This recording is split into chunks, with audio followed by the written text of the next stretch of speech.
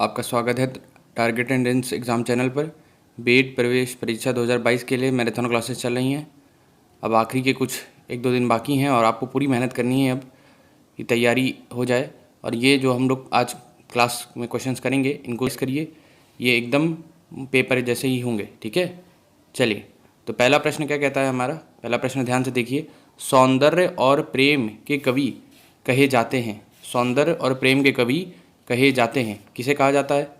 Suryakant Tripathi Nirala, Jaishankar Prasad, Maithili Sharan Gupt, Ramdhari Singh Dinkar. Video को like कर दीजिएगा और अपने दोस्तों में शेयर भी कर दीजिएगा, ठीक है। टाइमिंग्स आपको क्लियर हैं, एक बार टाइमिंग्स आप देखना चाहें तो देख लीजिए। टेलीग्राम चैनल पे भी हमारे जुड़ जाइएगा, उसका लिंक आपको डिस्क्रिप्शन बॉक्स में दिया गया है, ठीक है। अब बताइए, सौंदर्य और प्रेम के कवि किसे कहा जाता है? बताइए। सूर्यकांत त्रिपाठी निराला, जयशंकर प्रसाद, मैथिली शरण गुप्त या रामधारी सिंह दिनकर।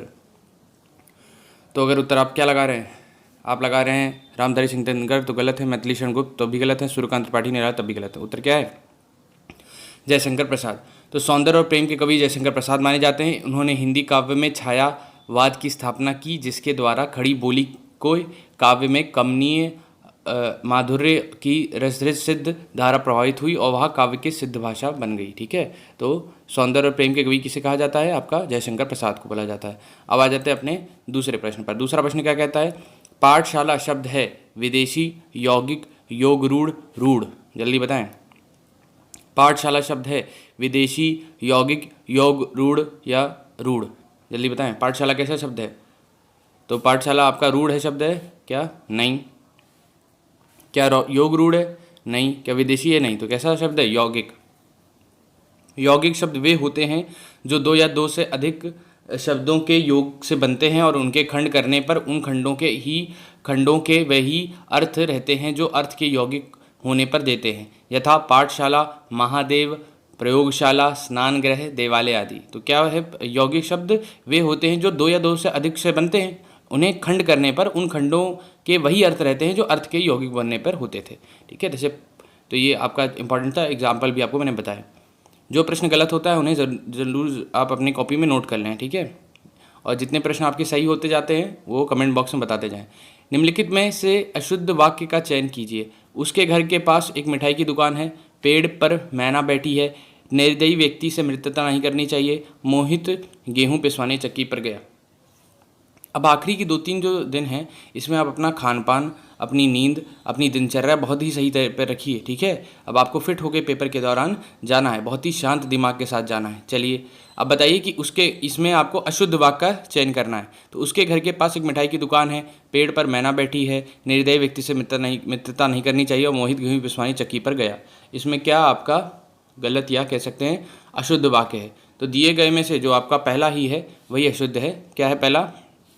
उसके घर के पास एक मिठाई की दुकान है, अशुद्ध है। इसके शुद्ध क्या होगा? उसके घर के पास मिठाई की एक दुकान है। तो देखिए, के पास एक मिठाई की दुकान है, उसके घर के पास मिठाई की एक दुकान है। दोनों में थोड़ा सा बहुत ही सूक्ष्म सा अंतर है, लेकिन अंतर तो है ही है। तो इसी तरह के प्रश्न आ रहे हैं। अब आपका बस माइंड क्या हो, सिर्फ एक चीज़ को सोच रहा हो, आराम से हो, एकदम टारगेटेड हो। टारगेट एंट्रेंस एग्जाम का अर्थ ही है कि टारगेटेड रहे आप, ठीक है। टारगेट एकदम अपने जो गोल है उस पर फोकस रखेंगे और अच्छे से नींद लेंगे। नींद बहुत ज़रूरी है। अब ये नहीं कि नींद काट के पढ़िए, पढ़ना है तो वही 11 बजे तक पढ़िए, 11:30 मैक्स टू मैक्स, और सो जाइए 5, 6, 7, 8 बजे तक उठ जाइए। इतना बहुत ज़रूरी है आपके लिए। चलिए, अब आते हैं अपना कौन से चौथे प्रश्न पर। क्या कहता है? इनमें से पगड़ी कौन सा शब्द है? तद्भव, तत्सम, देशज, विदेशज। प्रश्न जल्दी जल्दी होंगे क्योंकि पेपर के दौरान भी आपको समय बहुत नहीं मिलने वाला है। लगता है कि वो 3 घंटा, लेकिन समय बहुत ही कम रहेगा, ठीक है। तो मुझे बताइए इसका उत्तर। इनमें से पगड़ी कौन सा शब्द है? तद्भव, तत्सम, देशज, विदेशज। तो पगड़ी कैसा शब्द है? विदेशज है क्या? नहीं। क्या तद्भव है? नहीं। तत्सम है क्या? नहीं। तो कैसा शब्द है? देशज शब्द है। वे शब्द जिनकी उत्पत्ति के मूल का पता ना हो परंतु वे प्रचलन में हों, ऐसे शब्द देशज कहलाते हैं। ये शब्द आमतौर पर क्षेत्रीय भाषा में प्रयोग किए जाते हैं, जैसे लोटा, कटोरा, डोंगा, डिबिया, खिचड़ी, खिड़की, ठीक है। चलिए, आप आते हैं 5वें प्रश्न पर। क्या कहता है? आप बीती में कौन सा समास है? आप बीती में कौन सा समास है? तत्पुरुष समास, द्वंद्व समास, द्विगु समास, कर्मधारय समास। जल्दी बताएं। आप बीती में कौन सा समास है? क्या कर्मधारय है? तो शायद नहीं है, ठीक है। द्वंद्व है क्या? नहीं। तो बताइए। तत्पुरुष समास है कि द्विगु समास है? तो आप अगर द्विगु लगा रहे हैं तब भी गलत है, तीनों गलत हैं। क्या होगा उत्तर? तत्पुरुष समास होगा। प्रश्न का उत्तर पढ़ते ही देने की कोशिश करें, क्योंकि ये ना ही रीजनिंग है ना ही ये मैथ्स का प्रश्न है, ये पढ़ते ही उत्तर आपको दिमाग में चमकना चाहिए। तो आप बीती एक तत्पुरुष समास है, इसके उत्तर पद प्रधान होता है।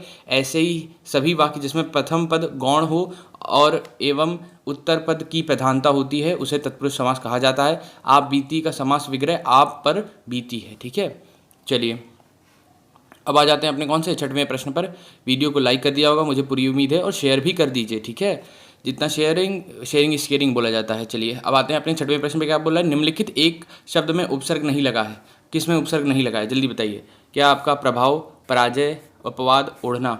जल्दी बताइए, किस में उपसर्ग नहीं लगा है? क्या प्रभाव? तो नहीं। क्या पराजय? नहीं। तो अपवाद और ओढ़ने में कौन सा है? बताइए उत्तर, जल्दी से मुझे बताएं। आपके कमेंट बॉक्स देखे जा रहे हैं, आप उत्तर बहुत अच्छे देते हैं, मुझे अच्छा लगता है, लेकिन बातचीत कम करें। हाय कैसे हो, तो ये सब बातें अभी नहीं करनी है आपको। ठीक है, अंतिम 2 दिनों में सिर्फ प्रश्न लगाइए, अच्छा खाना खाइए, अच्छे से रेस्ट करिए, और बस प्रार्थना करिए कि पेपर आपके अनुसार आए, अच्छा है। ठीक है, उसके बाद आगे की भी जो काउंसलिंग की प्रोसेस होगी और जो बाकी आपकी डेटा फिल करने की होगी, वो हम लोग पूरा चैनल हमारा सपोर्ट में आपके रहेगा, तो इसलिए अपने दोस्तों को शेयर करते रहिए। बताइए, निम्नलिखित में उपसर्ग नहीं लगा है, तो अपवाद है क्या? नहीं। तो क्या होगा? ओढ़ना। ठीक है, ओढ़ना में शब्द में उपसर्ग नहीं है, क्योंकि ओढ़ना में ना प्रत्यय लगाकर बना है। ठीक है, तो इसमें कोई उपसर्ग नहीं है। चलिए अब आते हैं, प्रबंध काव्य के कुल कितने भेद बताए हैं? 5, 4, 3, 2। प्रबंध काव्य के कुल कितने भेद बताए गए हैं? तो प्रबंध काल की मुख्यतः कितने भेद हैं? 4 नहीं, 5 नहीं, 3 नहीं, कितने हैं? 2 भेद होते हैं, श्रव्य वाक काव्य और दृश्य काव्य। वह काव्य जिसका प्रत्येक छंद एक दूसरे से कथा के धागे से बंधा हुआ होता है प्रबंध काव्य कहलाता है। एक बार फिर से बता दे रहा हूँ, प्रबंध काव्य के कितने मुख्यतः कितने भाग हैं या कितने भेद हैं? 2। ठीक है, कौन कौन से? श्रव्य काव्य और दृश्य काव्य। वह काव्य जिसका प्रत्येक छंद एक दूसरे से कथा के धागे में बंधा हुआ होता है उसे प्रबंधकार काव्य बोला जाता है। अब आते हैं अपने 8वें प्रश्न पर।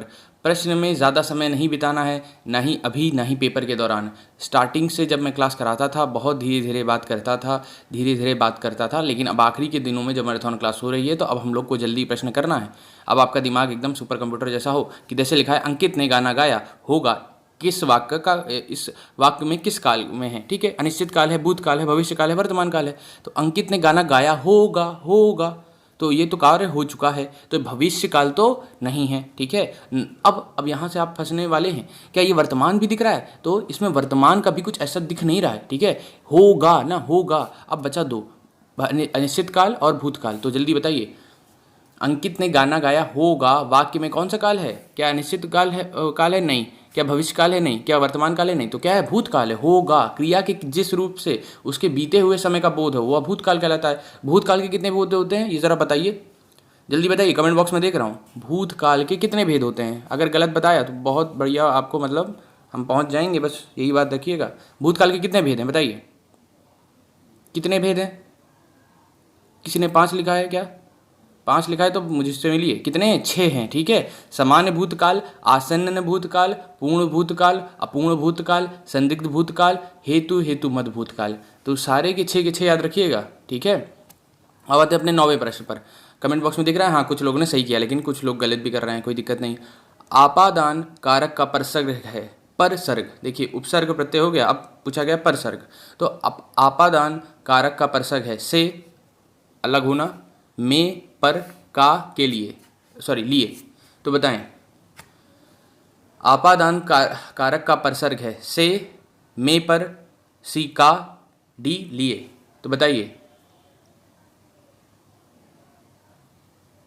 तो यहाँ क्या होगा? उत्तर क्या होगा? से होगा। ठीक है, अलग होना। तो संज्ञा के जिस रूप से एक वस्तु का दूसरी से अलग होना पाया जाए वह अपादान कारक कहलाता है। इसका विभक्ति चिन्ह से है। ठीक है, विभक्ति चिन्ह क्या है? से। तो अपादान कारक क्या है? अलग जब होता है, एक वस्तु दूसरी से अलग हो जाती है, पाया जाता है, तभी हम अपादान कारक लगाते हैं।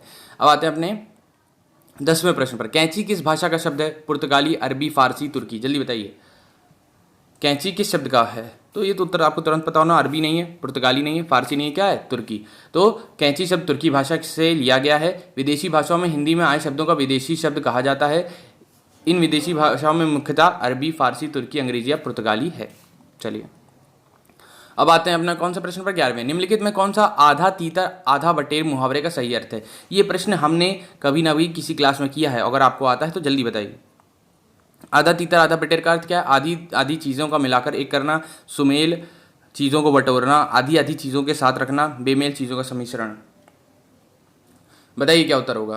तो आधा तीतर आधा बटेर का अर्थ है अधूरा ज्ञान, सुचारू रूप से नहीं होना, बेमेल चीज़ों का मिश्रण होता है, अर्थात किन्हीं दो वस्तुओं, कार्यों, क्रियाओं इत्यादि का ऐसा जोड़ जो कहीं से भी मेल ना खाता हो को आधा तीतर और आधा बटेर कहते हैं। तो इसमें कौन सा ऑप्शन है? ये, ठीक है, आपका सी, बेमेल चीज़ों का सम्मिश्रण होना, नहीं आधी चीज़ों को मिलाकर एक करना, सुमेल चीज़ों को बटोरना, आधी आधी चीज़ों के साथ रखना, नहीं बेमेल चीज़ों का सम्मिश्रण। अब आते हैं अपने 12वें प्रश्न पर। लक्ष्य के दो अर्थ हैं, सही उद्देश्य, गति चाल, नाम बल, उद्देश्य निशाना। बताइए। प्रश्न आसान है, इससे आसान प्रश्न, मतलब इस तरह के प्रश्न आसान आ रहे हैं, लेकिन आप गलती कर सकते हैं इसमें भी। तो क्या सही उद्देश्य नहीं, गति चाल नहीं, नाम बल नहीं, क्या होगा? उद्देश्य और निशाना। ठीक है, चलिए अब आइए अपने कौन से प्रश्न पर। अब आइए आप अपने 13वें प्रश्न पर। इंद्रियों को वश में रखने वाला एक शब्द क्या है? अब ये प्रश्न बहुत आसान है, तब भी मुझे उम्मीद है कि आप गलती करेंगे गलती नहीं करनी चाहिए आपको, ठीक है। क्या है इंद्रियों को वश में रखने वाला? इंद्रियों को वश में रखने वाला क्या है? इंद्रिय जी। अब देखिए आपको उत्तर पता है, लेकिन अब बस क्या है कि मात्राओं की बात आ गई। अब यहाँ मात्राओं ज्ञान हो। इंद्रजीत, इंद्रजीत, इंद्रदेव, इंद्रियातीत। अब लीजिए वो आप शेर तो वो सब शेर, आपको मालूम है कि इंद्रियों को जीतने वाले को कुछ ऐसा ही बोला जाता है जिस तरह लिखा गया है, लेकिन एकदम एग्जैक्ट मालूम होना चाहिए। तो इंद्रियों को वश में रखने वाले को क्या बोलते हैं? तो पहला बोलते हैं इंद्रियजीत बोलते हैं, ना ही इंद्रजीत, ना ही इंद्रदेव, ना ही इंद्रियातीत। ठीक है, तो इंद्रिय को वश में रखने वाले को इंद्रिय जीत कहते हैं, कहा जाता है। इंद्रजीत का अर्थ है अपने मन को, चेतना को वश में करने वाला। तो आप भी ये बनिए। अभी आपका मन कर रहा होगा यार चलो एक मूवी ही देख लेते हैं, यार आओ चलो ये 2 वीडियो कॉमेडी की देख लेते हैं, और क्या है थोड़ा मन हल्का होगा। लेकिन नहीं, 2 कॉमेडी वीडियो देखने की जगह आप थोड़ी देर आराम कर लीजिए, थोड़ा देर खाना खा लीजिए, थोड़ी देर टहल लीजिए, थोड़ी देर बाहर देख लीजिए, थोड़ी बारिश हो रही होगी, और या तो थोड़ी देर आप रिवाइज कर लीजिए ना। लेकिन कॉमेडी वीडियो देखकर अपना दिमाग मत खराब करिए। अभी के 5-6 दिनों के लिए, जैसे ही पेपर होगा आप आराम से रेस्ट करिएगा। 2 ही दिन 3 दिन की तो बात है। चलिए आपका 14वां प्रश्न क्या कहता है? शाह वर्ण का उच्चारण स्थान है तालु, दंत, मूर्धा, कंठ। अब ये प्रश्न गलत हुआ तो बहुत गलत होगा आपके साथ, ठीक है, बहुत ही गलत हो जाएगा। तो बताइए उत्तर, सही उत्तर बताइए। तालु, दंत, मूर्धा, कंठ।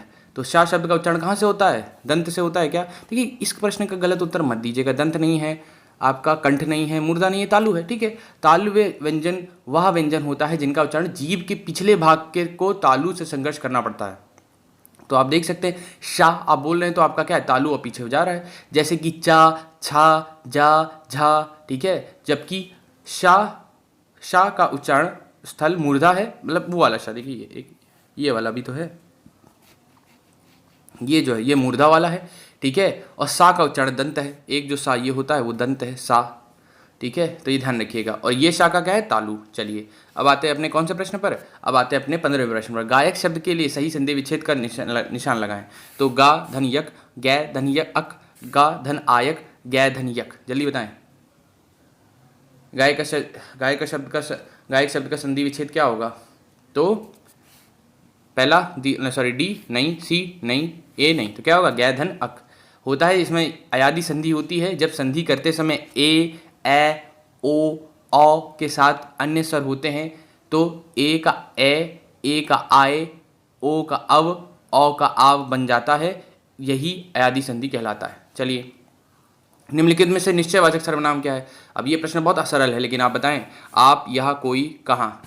निश्चयवाचक की बात हो रही है तो बताइए क्या होगा उत्तर, बताइए। तो निम्नलिखित में निश्चयवाचक सर्वनाम क्या है? आप है क्या? नहीं। सर कोई है क्या? नहीं। कहाँ है क्या? नहीं। तो यह, ठीक है, यह क्या है? आपका निश्चयवाचक सर्वनाम है। चलिए अब आते हैं अपने कौन से प्रश्न पर? 17वें प्रश्न पर। क्या कहता है 17वां प्रश्न? हिंदी में प्रमुख ललित निबंधकार है। हिंदी में प्रमुख ललित निबंधकार है। हजारी प्रसाद द्विवेदी, रामचंद्र शुक्ल, रामधारी सिंह दिनकर, हरिशंकर परसाई। जल्दी बताएं। तो आपके हिंदी में प्रमुख ललित निबंधकार कौन है? हजारी प्रसाद द्विवेदी हैं क्या? क्या रामचंद्र शुक्ल हैं क्या? तो नहीं। क्या रामधारी सिंह दिनकर हैं? तो नहीं। तो क्या फिर कौन है? क्या हरिशंकर प्रसाद हैं कि नहीं? तो क्या है? हजारी प्रसाद द्विवेदी हैं। उन्होंने ललित निबंध की को एक व्यवस्थित और महत्वपूर्ण विधा के रूप में इसकी पहचान पहल कराई। ठीक है, चलिए अब आते हैं अपने 18वें प्रश्न पर। क्या कहता है 18वां प्रश्न? निम्न में उत्पन्न होने वाला अस्थिर मनोविकारों को क्या कहते हैं? विभाव, संचारी भाव, अनुभाव, आलंबन। मन में उत्पन्न होने वाले अस्थिर मनोविकारों को क्या बोला जाता है? ये तो आपको प्रस्ताव होना चाहिए। क्या बोलते हैं उन्हें? आलंबन कहते हैं नहीं, अनुभाव कहते हैं नहीं, विभाव कहते हैं नहीं, तो क्या बोलते हैं? संचारी भाव। बोला ना, संचारी भाव। ठीक है, चलिए। अस्थिर होते हैं, जो चलते रहते हैं, कभी न कभी आए कभी गए, पता नहीं चला। अधिमानता में प्रयुक्त उपसर्ग बताएं। ता, आ, अधि, अध। अधिमानता में उपसर्ग बताइए। तो देखिए, उपसर्ग तो आपको पता है कि कहाँ लगता है, आगे कि पीछे, बताइए। तो ये तो पता है कि उपसर्ग कहाँ लगता है, आगे लगता है। ले तो ता तो नहीं होगा। ठीक है, तो ये तो क्लियर हो गया ना, इसको बताया एलिमिनेशन। आपने अब 4 में से 3 आ गए। पहले 4 में 25% था सबके लिए, अब कितना हो जाएगा? सबके लिए 33 हो जाएगा। तो क्या होगा बताइए? क्या आ होगा? नहीं। क्या अध होगा? नहीं। ता तो था ही नहीं, तो बचा क्या? अधि। ठीक है, अधि आपका क्या होगा? एक उपसर्ग होगा। शब्दांश या अव्यय जो किसी शब्द के पहले आकर उसका विशेष अर्थ बनाते हैं उन्हें उपसर्ग कहते हैं। अधि उपसर्ग में से बनने वाले अन्य शब्द अधिकरण, अधिकार, अधिराज, अधिपति आदि हैं। चलिए अब आते हैं अपने 20वें प्रश्न पर। क्या कहता है? वाक्यांशों अथवा वाक्यों को जोड़ने का कार्य करता है। क्रिया विशेषण अव्यय, समुच्चय बोधक अव्यय, संबंध बोधक अव्यय, विस्मयाद बोधक अव्यय। बताइए, जल्दी बताइए। वाक्यांशों अथवा वाक्यों को जोड़ने का कार्य कौन करता है? क्रिया विशेषण अव्यय, समुच्चय बोधक अव्यय, संबंध बोधक अव्यय या विस्मयाद बोधक अव्यय? तो बताइए।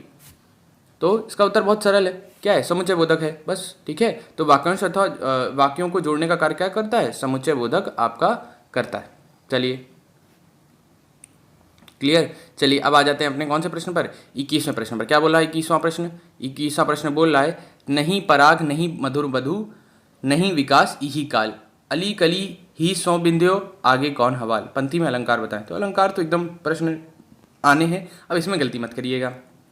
कमेंट बॉक्स आपका देखा जा रहा है, वीडियो को आपने अभी तक लाइक कर दिया होगा, मुझे पूरी उम्मीद है, बार बार मैं बोलता नहीं हूँ। चलिए, क्या है बताइए? प्रस्तुत बंदी में कौन सा अलंकार है? क्या श्लेष है? क्या उत्प्रेक्षा है? क्या कि रूपक है? क्या नियुक्त है? फिर से एक बार दिखा दे रहा हूँ। नहीं पराग, नहीं मधु, नहीं विकास इही काल, अली कली ही सौ बिंदियो, आगे कौन हवाल। तो यहाँ कौन सा अलंकार है? जल्दी बताएं,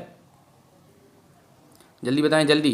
क्या है? श्लेष है? क्या उत्प्रेक्षा है? क्या कि रूपक है? क्या नियुक्ति है? तो नहीं, तो कौन सा? अनुक्ति है। ठीक है, तो प्रस्तुत बंदियों में अनुक्ति अलंकार का प्रयोग किया गया है जहाँ उपमान के माध्यम से उपमेय का वर्णन हो उपमान अप्रस्तुत एवं उपमेय प्रस्तुत हो, वहाँ अनुक्ति अलंकार होता है। इस अलंकार में अप्रस्तुत प्रशंसा की जाती है। ठीक है, अप्रस्तुत की प्रशंसा की जाती है। चलिए अब आते हैं अपने कौन से 22वें प्रश्न पर। इनमें से कौन से शब्द अशुद्ध है? अब ये बहुत इंपॉर्टेंट प्रश्न है, बताइए। ये गलत नहीं होना चाहिए, मैं देख रहा हूँ ध्यान से, जो सही करेगा उसके चांसेस अच्छे हैं। जल्दी बताइए। तो क्या पहला लिखा है कवित्री, फिर लिखा है उपयुक्त, फिर क्या लिखा है ऐतिहासिक, फिर लिखा है अभिव्यक्ति। तो बताइए क्या है? तो कौन सा गलत है, कौन सा सही है? आपका ये बी। इनमें से कौन सा शब्द सही है? ये। बाकी सारे आपके गलत हैं। इनमें से कौन सा शब्द है? तो आपका बी।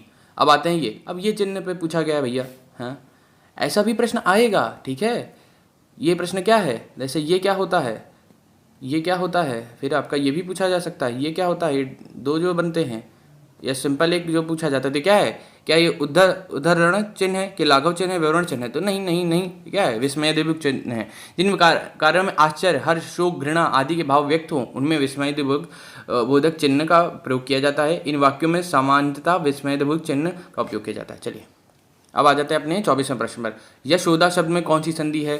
गुण संधि, विसर्ग संधि, व्यंजन संधि या स्वर संधि। अब देखिए, मैंने बोला था संधि के प्रश्न आएंगे, लेकिन जिस तरह आपने सोचा है उस तरह नहीं आएंगे। आपने सोचा कि प्रश्न एक दिया जाएगा, उसका संधि करने को बोला जाएगा, लेकिन यहाँ संधि का भेद पूछ लिया गया। अब बैठ गए आप ना, बैठना नहीं है आपको, मतलब बैठे ही रहना है, लेकिन सही से उत्तर देना है कि यशोदा शब्द का संधि क्या होगा, बताइए। तो कौन सा संधि है? क्या स्वर संधि है? नहीं। क्या व्यंजन संधि है? नहीं। गुण संधि है? नहीं। तो क्या है? विसर्ग संधि है। यशोदा का संधि विच्छेद होता है यशः दन दा। ठीक है, यशः, तो यहाँ मैं लिख दे रहा हूँ यशः। ठीक है, तो जो शाह है इसके बाद क्या लगता है? 2 विसर्ग लग जाते हैं। ठीक है, और दा, तो ये कैसा है? विसर्ग संधि। जब संधि करते समय विसर्ग के बाद स्वर या वर्ण आने से विकार उत्पन्न होता हो उसे विसर्ग संधि कहते हैं। तो ये ध्यान रखिएगा। आपको पूरी काउंसलिंग अभी आप पेपर जैसे होगा, फिर स्कॉलरशिप फॉर्म भरवाया जाएगा, फिर इस सारी नॉलेज हमारे टारगेट इंडेक्स एग्जाम पे मिलेगी। इसलिए सब्सक्राइब करना आपके लिए बहुत ज़्यादा ज़रूरी है। बेल आइकन भी दबाइए, वीडियो लाइक करिए और शेयर करिए, ठीक है, क्योंकि अभी प्रक्रिया चालू हुई है, अभी तो गेम शुरू हुआ है बॉस। इतने ज़्यादा कॉलेज हैं, आपको कैसे काउंसलिंग करनी है, कौन से चूज़ करने चाहिए, कैसे करने चाहिए, अच्छी रैंक आई है तो क्या है, अच्छी रैंक नहीं आई है तो क्या है। मुझे पूरी उम्मीद है कि आपकी अच्छी रैंक आ रही है, हमारे साथ पढ़ रहे हैं, ठीक है। चलिए, लेकिन आपके कुछ मित्र होंगे जो नहीं पढ़ रहे थे, बाद में जगेंगे, उनके थोड़े शनि आएंगे, तो उनको भी आप सजग करवाइएगा इधर लाके। अभी तो आप अच्छे से नंबर लाइए, मुझे उम्मीद है। 25वां प्रश्न क्या कहता है, निम्नलिखित में से कौन सा शब्द रूढ़ शब्द कौन सा है, ठीक है, रूढ़ शब्द कौन सा है। तो चौपाई, विज्ञान, राजपुत्र, सरल। बताइए। ऐसे शब्द जिनका स्वतंत्र रूप से अस्तित्व होता है और खंड करने पर कोई सार्थक अर्थ नहीं निकलता, वह रूढ़ कहलाते हैं, ये ध्यान रखिएगा। तो इसमें से कौन सा शब्द रूढ़ है, चौपाई, विज्ञान, राजपुत्र, सरल। तो सरल है, साफ बात है भाई, ठीक है। तो सरल आपका क्या है, एक रूढ़ शब्द है। तो जिन दिए गए शब्दों में सरल एक रूढ़ शब्द है। फिर से बता रहा हूँ, रूढ़ शब्द का अर्थ क्या होता है, ऐसे शब्द जिनका स्वतंत्र रूप में अस्तित्व होता है और खंड करने पर कोई सार्थक अर्थ नहीं निकलता, वे रूढ़ कहलाते हैं। जैसे सरल शब्द का अर्थ है, सरल शब्द का अर्थ जो है वो आप जानते हैं आई गेस। जैसे सरल शब्द का अर्थ साधारण है, परंतु इसका खंडों में सा रा लावा कोई अर्थ नहीं है, ठीक है। चलिए, तो अभी तक आपने 25 प्रश्न कर लिए, एक बार रिवाइज कर लीजिए, कुछ देर चाहे तो पानी पी लीजिए, पानी वानी पी लीजिएगा ज़रूर, आराम से बैठिए। और हम लोग अब चालू कर रहे हैं, खटाखट क्वेश्चन करेंगे बस। उसके बाद थोड़ी देर रेस्ट करिएगा, पानी पीजिएगा, रिवाइज करिएगा। अभी सिर्फ आपका यही काम है, ठीक है, क्योंकि टाइमिंग तो यही एग्जाम की आपको आ गया होगा, एडमिट कार्ड सारा वो सब, तो उसको प्रिंट करवा लीजिए। और आखिरी दिन पे हम लोग कुछ टिप्स के लिए भी क्लास बताएंगे कि आप क्या क्या करना चाहिए। अभी तो यही कि एडमिट कार्ड प्रिंट करा लीजिए, 1 से 2 कॉपी रखिएगा, ठीक है, और पेन अच्छी रखिए दोनों। और वहाँ भी कुछ ना कुछ आपको मिलेगा ज़रूर, लेकिन वहाँ पे वो मत रखिएगा, ब्लैक और ब्लू दोनों ले जाइएगा, ब्लू का ज़्यादा काम पड़ेगा, ठीक है। चलिए, अब क्या गया, 26वां प्रश्न है। 26वां प्रश्न क्या कहता है, इसको देखते हैं। श्रव्य काव्य के अंतर्गत आते हैं कहानी और कविता, नाटक और प्रहसन, प्रहसन और कहानी, नाटक और व्यंग। तो श्रव्य काव्य, अभी देखिए हमने पढ़ा था प्रबंध का काव्य में 2 आए थे, श्रव्य और दृश्य। तो इसमें अब आ गया श्रव्य काव्य के बारे में, बताइए, बताएं। तो श्रव्य काव्य के अंदर क्या आता है, जिस रचना या रसवादन सुनकर हो, श्रव्य मतलब यही होता है श्रवण, सुनकर या पढ़कर किया जा सके, उसे श्रव्य काव्य कहते हैं। जैसे गोस्वामी तुलसीदास रचित रामचरितमानस, कहानी और कविता श्रव्य काव्य के अंतर्गत आते हैं। तो क्या आता है, कहानी और कविता इसके अंतर्गत आते हैं। चलिए आगे बढ़ते हैं। अब हमारे क्या कहता है 27वां प्रश्न, बंधन किसका प्रतीक है, बंधन किसका प्रतीक है, बताइए।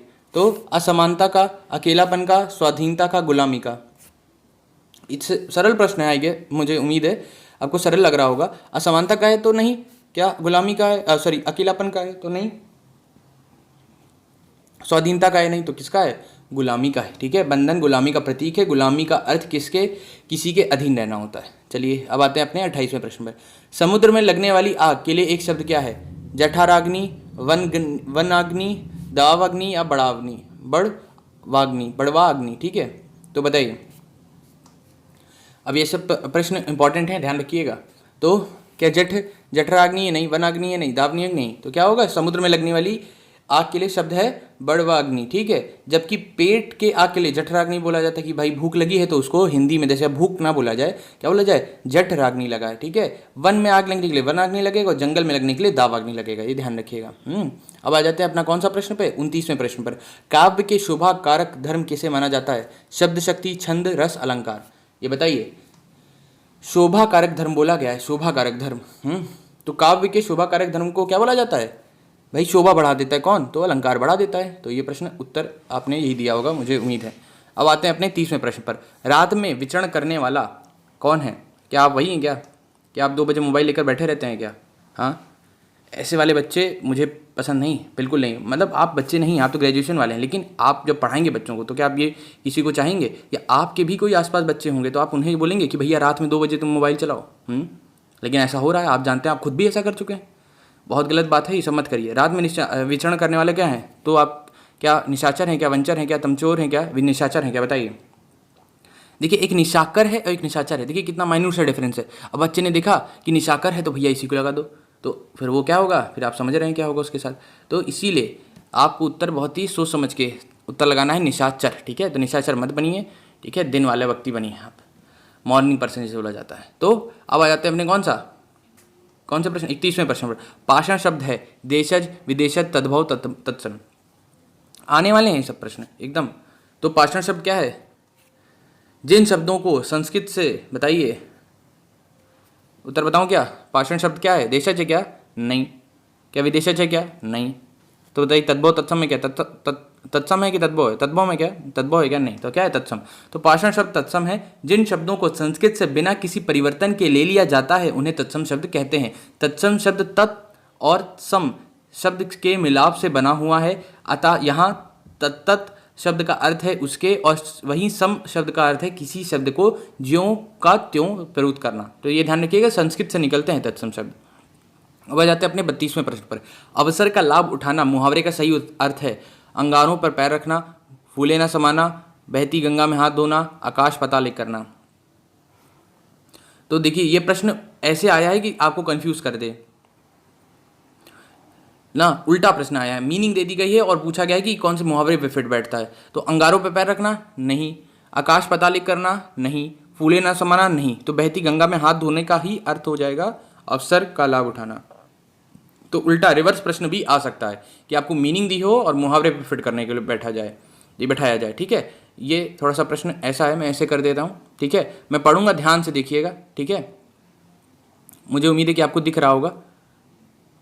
ठीक, तो प्रश्न क्या कहता है, प्रश्न ये कहता है कि खंड काव्य में किसका वर्णन होता है। खंड काव्य में किसका वर्णन होता है। मानव जीवन के वृहद एवं व्यापक पक्ष का चित्रण होता है, मानव जीवन के भाग का एक चित्रण होता है, मानव जीवन के सूक्ष्म पक्ष का चित्रण होता है, मानवेतर जीवन के संपूर्ण पक्ष का चित्रण होता है। जल्दी बताएं, जल्दी बताइए। ठीक है, प्रश्न बहुत सरल है, खंड बोला ही गया है, तो खंड काव्य में किसका वर्णन होता है, मानव जीवन के एक भाग का होता है। भाई खंड है ना, तो खंड के एक भाग का होगा, व्यापक नहीं होगा, नहीं सूक्ष्म होगा, नहीं संपूर्ण होगा।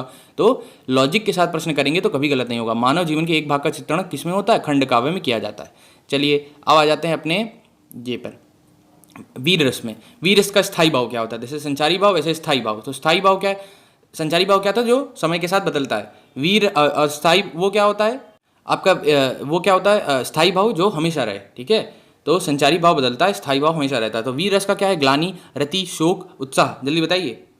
तो वीर रस है, कोई वीर है, जैसे आप वीर हैं सारे ना, तो वीर में क्या होगा, ग्लानि होगी या नहीं, रति होगा क्या नहीं, शोक होगा क्या नहीं, क्या होगा, उत्साह रहेगा हमेशा। ठीक है, तो वीर रस का स्थायी भाव क्या है, उत्साह। वीर रस का स्थायी भाव उत्साह होता है, और इस रस के अंतर्गत जब युद्ध या कठिन कार्य को करने के लिए मन में जो उत्साह की भावना जागृत होती है उसे वीर रस कहा जाता है। इस रस में शत्रु पर विजय प्राप्त करने, कीर्ति प्राप्त करने आदि की भावना प्रकट होती है। आपकी भी यही भावना होनी चाहिए। और मुझे बताइए हाउस द जोश, तो बोलेंगे क्या, हाय सर ना, मैं बहुत तेज नहीं बोल सकता लेकिन हाँ, तो क्या है, हाउस द जोश, तो आप बोलेंगे हाय सर। ठीक है, चलिए अब आते हैं अपने कौन से प्रश्न पर, अब हम आगे वाले प्रश्न पर अपने आ जाते हैं। क्या कह रहा है, पृथ्वीराज की आंखें किस विधा की रचना है। तो पृथ्वीराज की आंखें किस विधा की रचना है, ये कौन सा प्रश्न है, 35वां। एकांकी है, कहानी है, उपन्यास है, नाटक है। जल्दी बताएं। ये बताइए क्या है, क्या ये कहानी है, नहीं।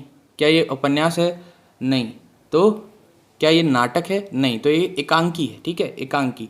तो राम कुमार वर्मा द्वारा लिखित पृथ्वीराज की आंखें एक ऐतिहासिक एकांकी है, और ये एकांकी नाटक है। ठीक है, एकांकी नाटक बोला जाता है। इस नाटक में भावना की प्रधानता है, ये ध्यान रखिएगा। ठीक है, तो ये एकांकी इसका अर्थ होगा।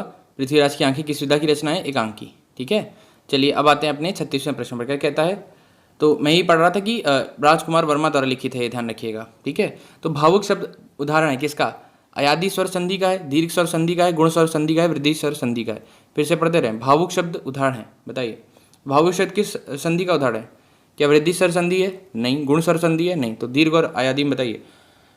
तो जो भावुक है उसका संधि विच्छेद क्या होगा, भौ धन उख। ठीक है, भौ धन उख होगा। ठीक है, भौ होगा, भौ और आपका उख होगा, धन उख। ठीक है, तो भौ धन उख में कौन सी संधि है, आपकी अयादि संधि का प्रयोग होता है। ठीक है, कौन सी संधि, अयादि संधि का प्रयोग किया जाता है।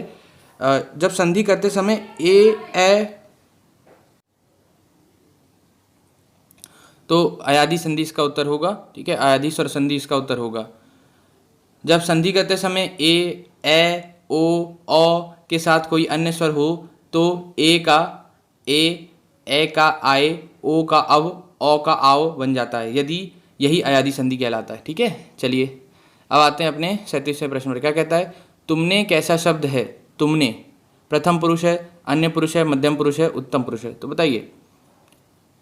अब ये प्रश्न तो सही होना चाहिए आपका, मतलब इतनी उम्मीद मैं आपसे रख सकता हूँ। प्रथम तो बिल्कुल नहीं है भैया, नहीं अन्य पुरुष है और नहीं उत्तम पुरुष है, तो कौन सा पुरुष है आपका, मध्यम पुरुष है, ठीक है। तुमने तू तड़ाक वैसे नहीं करना चाहिए, आपसे ऐसे बात करनी चाहिए, ठीक है। चलिए अब आते हैं अपने कौन से प्रश्न पर, 38वें प्रश्न पर। अनुज शब्द को स्त्रीवाचक बनाने के लिए किस प्रत्यय का प्रयोग किया जाएगा। देखिए कितना सरल लेकिन तब भी आपके लिए कठिन प्रश्न हो सकता है।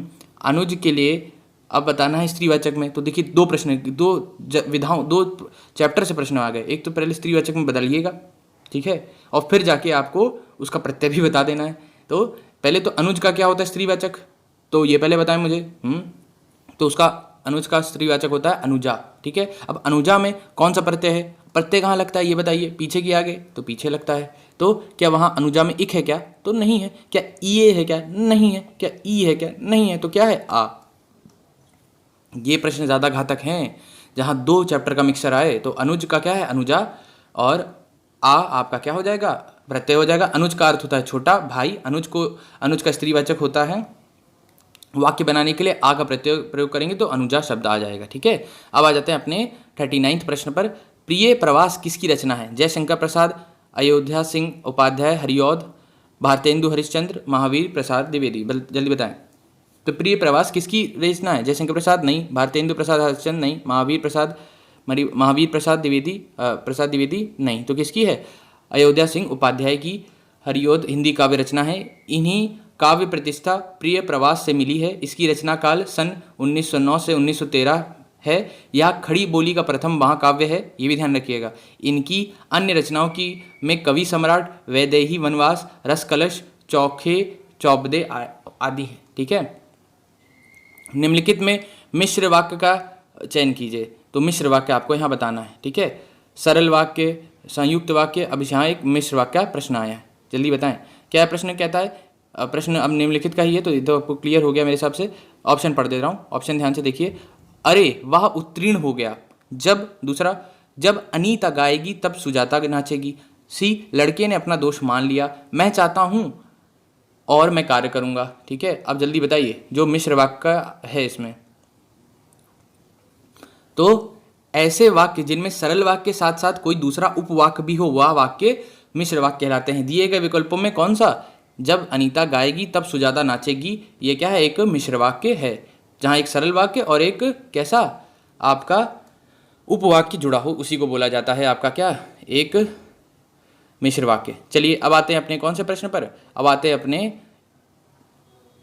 41 प्रश्न या 41वें प्रश्न पर आते हैं। अंजलि बहुत थोड़ा भोजन करती है, वाक्य में क्रिया विशेषण है। अंजलि बहुत थोड़ा भोजन करती है, तो करती है बहुत भोजन अंजलि, ठीक है। तो इसमें बताना है क्रिया विशेषण क्या है। तो ये प्रश्न सरल है। सरल प्रश्न कठिन बनाने के लिए आपकी, तो बोला जाता है इसी तरह, इसको इसलिए बोला जाता है जैसे मस्तिष्क जो है आपका, वो आपका सबसे अच्छा दोस्त भी है और सबसे बड़ा दुश्मन भी बन सकता है, तो उसको कंट्रोल करिए। तो अंजलि बहुत थोड़ा भोजन करती है, वाक्य में कौन सा क्रिया विशेषण है, क्या अंजलि है क्या, नहीं। भोजन है क्या, नहीं।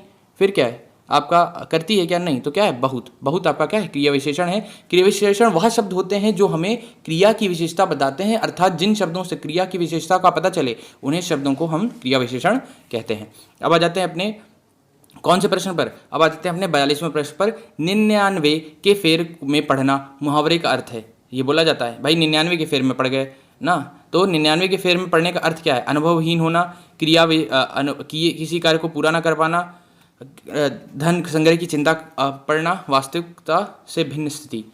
तो जल्दी बताएं 99 के फेर में पढ़ना का अर्थ क्या है, धन संग्रह में चिंता में पड़ना, ठीक है। ठीक, वाक्य प्रयोग, जब से रोहित ने नया व्यापार शुरू किया है तब से 99 के फेर में पड़ गया है, उससे तो किसी बात की करने की फुर्सत नहीं है। तो धन संग्रह की चिंता में पड़ना ही क्या है, 99 की फेर में पड़ना।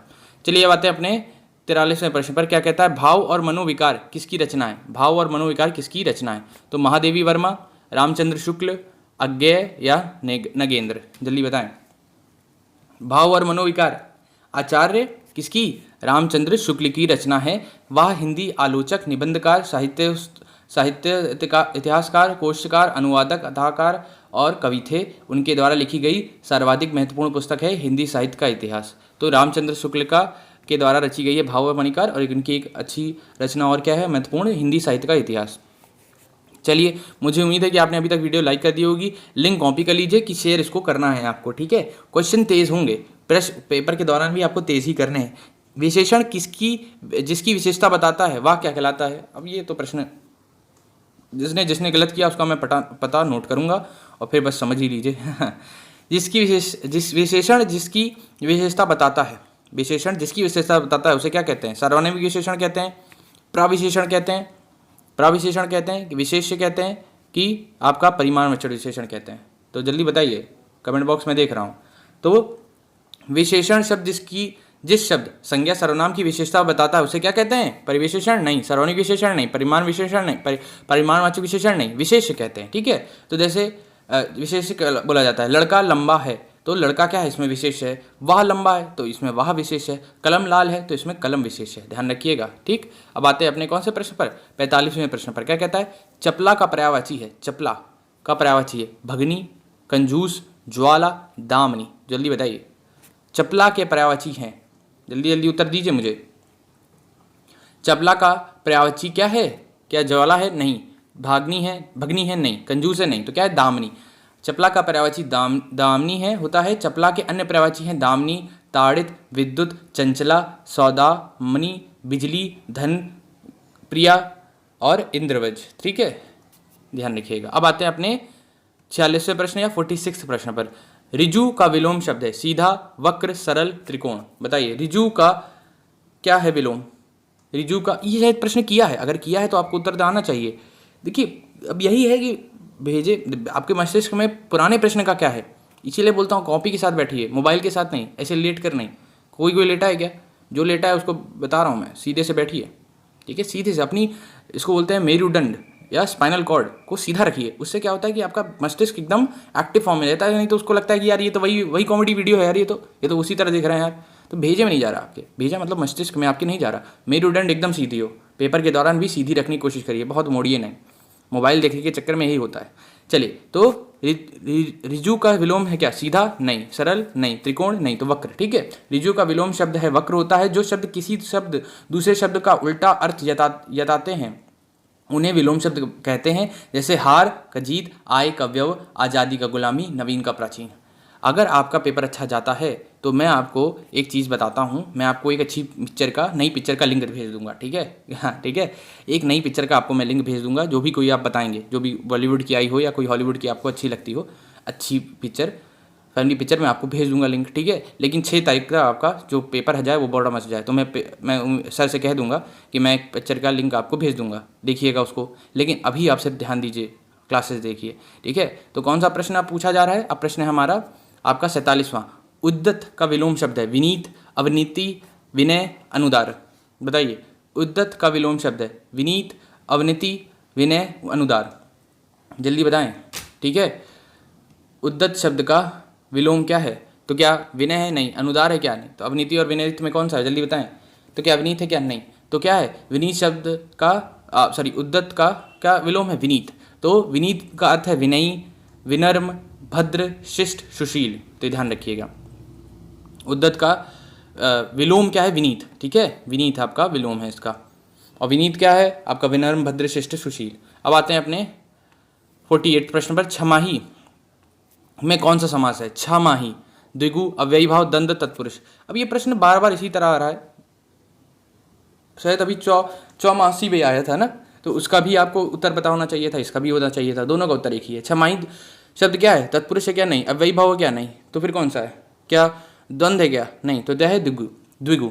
वह समास जिसका पहला पद संख्यावाचक विशेषण हो और होता हो तथा समस्त पद किसी समूह या किसी समाहार का योद्ध कराता है, वह द्विगु समास कहलाता है। जैसे चौराहा, छमाही, त्रिवेणी, चतुर्वेदी, ये सब क्या है, द्विगु समास में आते हैं।